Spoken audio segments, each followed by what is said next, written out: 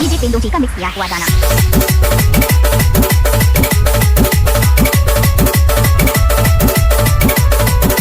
Arian DJ Production.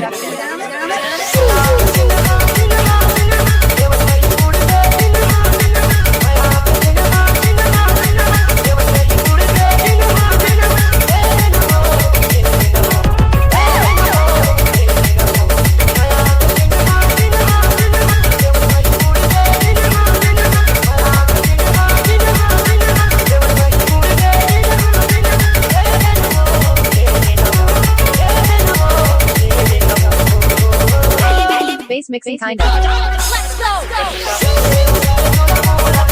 जब तक सूरज चांद होगा परमेश्वर भाई का नाम चलता रहेगा।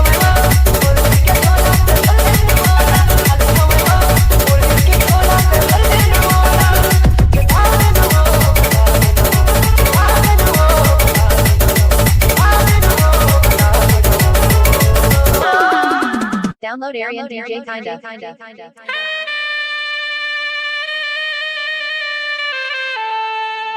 Arian DJ Production.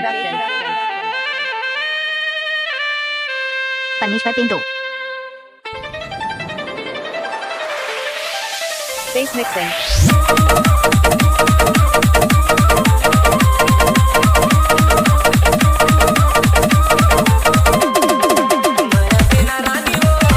जब तक सूरज चांद रहेगा परमेश्वर भाई और रामेश्वर भाई के नाम चलता रहेगा।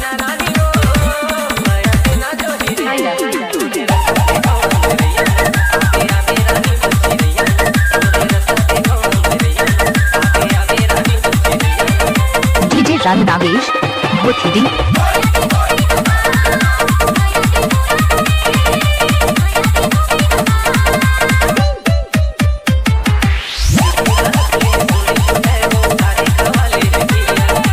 मिक्स बाय डीजे परमेश्वर पिंटू।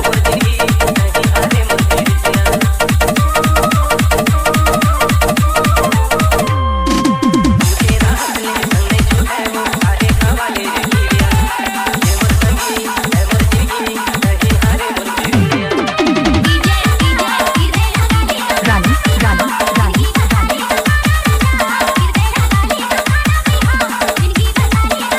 डीजे परमेश्वर पिंटू का मिक्स किया हुआ गाना।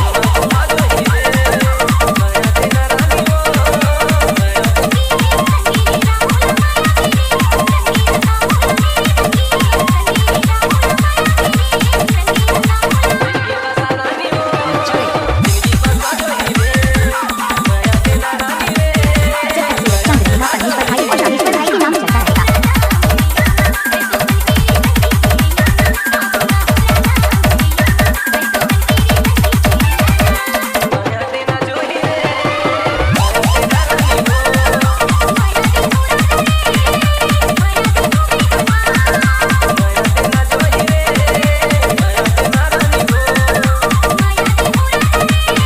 Download mix by Arian DJ DJ Parmeshwar kinda. Pintu.